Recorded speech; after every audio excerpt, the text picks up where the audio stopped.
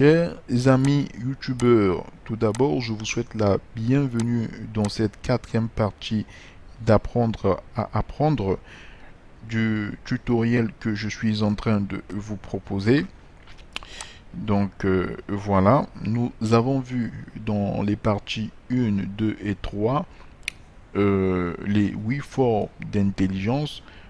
Nous avons vu l'objectif de ce tutoriel et nous avons vu quel personnage célèbre possède telle ou telle autre forme d'intelligence. Dans cette quatrième partie d'apprendre à apprendre, nous allons continuer. Donc tout d'abord, pensez à vous abonner si vous ne l'avez pas encore fait, à partager la vidéo dans vos différents réseaux sociaux et, et à liker la vidéo si cela vous a plu, bien sûr. Excusez-moi. Donc, quatrième partie, c'est la suite. Il faut aussi pas prendre une vérité pour établir.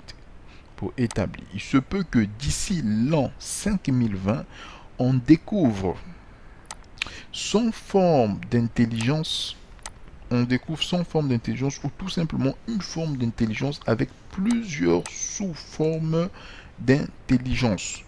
Donc, qu'est-ce que j'essaie, intelligence, je ne sais pas pourquoi est-ce qu'il met ça. Voilà. Qu'est-ce que j'essaie de dire ici en fait? Excusez-moi.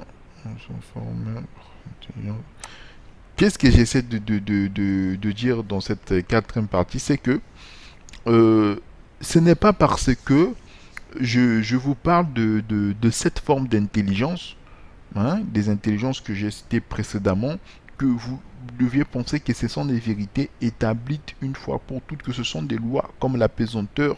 Non, ce n'est pas une loi. Ces formes d'intelligence ont été découvertes et ce ne sont pas des vérités établies pour toutes. C'est pour cela que dans la précédente vidéo, je vous ai parlé que être reconnaissant, par exemple le fait de liker la vidéo, peut aussi être une forme d'intelligence.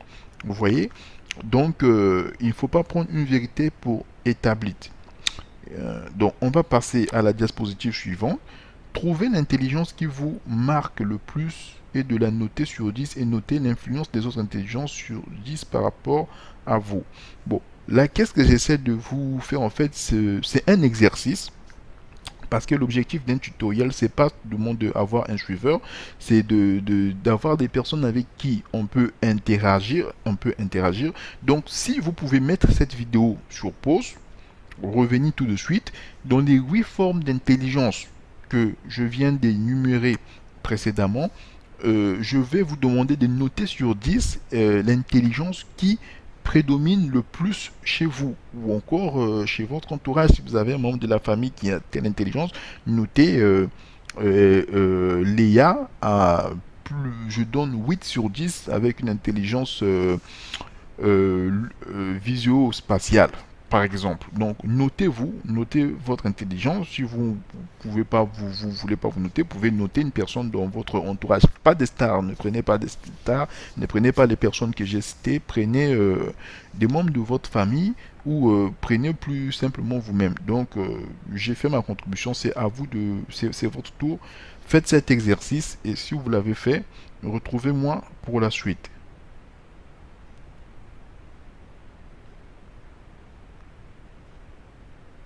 Donc, je pense que vous avez noté ces formes d'intelligence.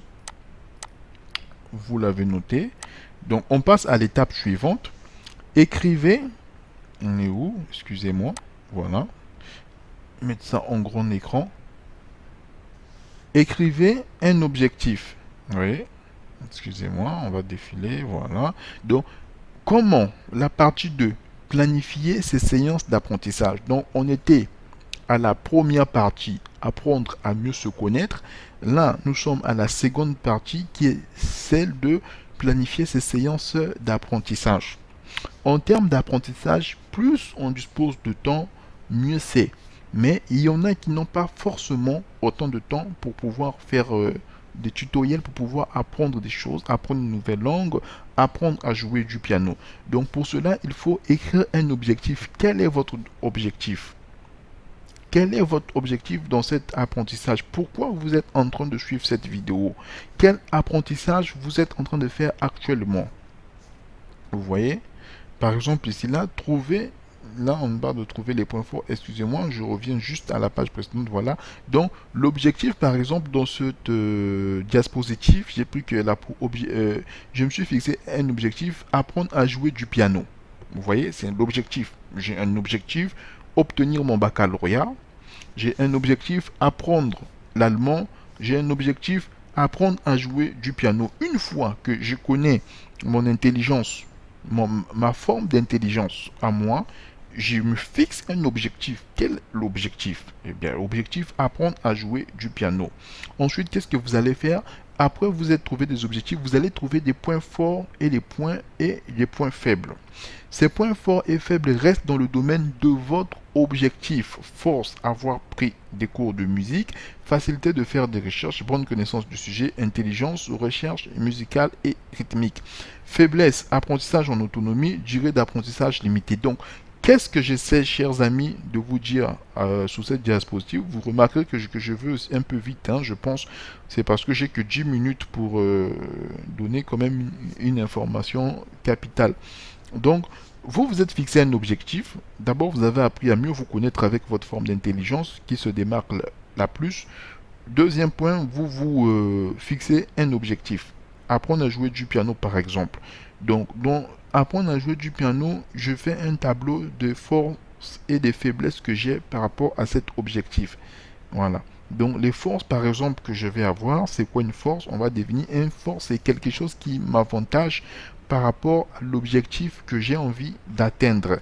Par exemple, j'ai envie d'apprendre à jouer du piano.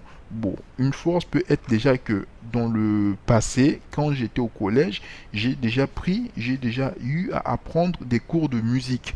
Donc, ce qui m'avantage par rapport à l'apprentissage que je suis en train de faire. Deuxième force que je peux avoir, j'ai une facilité de pouvoir faire des recherches. Par exemple, je dispose d'une connexion Internet qui va me permettre de trouver de nombreux tutoriels sur ce sujet. Cela aussi est une forme, ce qui va produire en moi une bonne connaissance du sujet. Troisième force que je peux avoir, bah, simplement l'intelligence musicale et rythmique.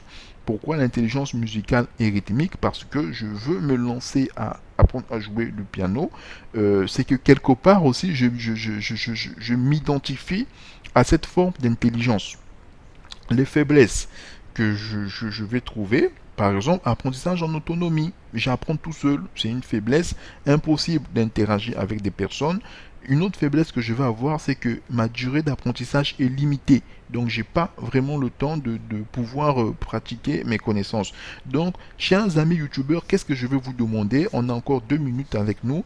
Dans cette partie, dans cette quatrième partie, qu'est-ce que vous allez faire? Vous allez remettre encore la vidéo sur pause et vous allez lister vos forces et vos faiblesses par rapport à l'objectif que vous voulez atteindre. Vous voulez apprendre à faire de la programmation, vous voulez apprendre à jouer de la musique, vous voulez apprendre une nouvelle langue, vous allez lister au moins une liste de 10 forces et de 10 faiblesses par rapport à cet objectif. J'ai fait ma part du travail, c'est à vous de faire votre part de travail dans cette partie. Donc voilà, on va avancer. Donc ensuite, qu'est-ce que vous allez faire? C'est de organiser votre temps. Vous allez organiser le temps.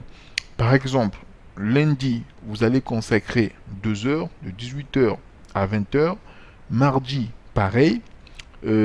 Samedi, la même chose. Donc, définir un emploi du temps pour votre méthode d'apprentissage. Vous allez voir ici que lundi, j'ai mis 18 heures à 20 heures, méthode Bernachon. Je vous rassure, je ne sais pas ce que c'est cette méthode, mais en fouillant sur Internet, j'ai trouvé cette méthode pour ceux qui veulent apprendre à jouer du piano. Il existe une méthode Bernachon.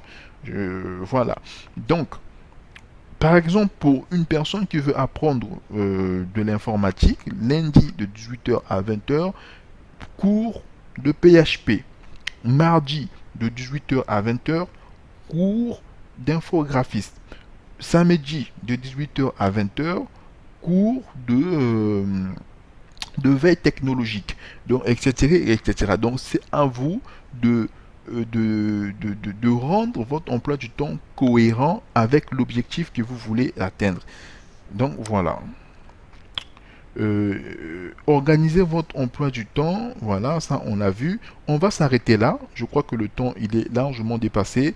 Encore une fois de plus, si cette partie vous a plu, chers amis, n'oubliez pas de vous abonner, n'oubliez pas de partager la vidéo et n'oubliez pas de liker. Vous voyez que j'essaie vraiment de faire des courtes séquences de 10 minutes. C'est pas facile parce qu'il y a beaucoup à dire sur ce sujet, mais j'essaie vraiment de rester à 10 minutes pour que voilà, ça soit cohérent, que ça ne soit pas trop, entre parenthèses, trop lourd.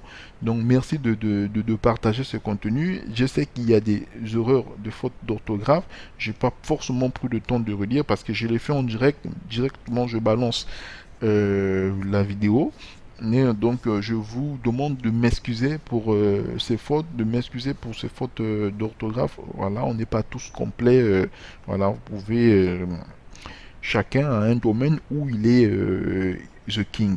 Donc voilà, à vous de faire votre travail. On atteint 11 minutes. Je vous dis à la cinquième partie et je pense dernière partie d'apprendre à apprendre. Merci.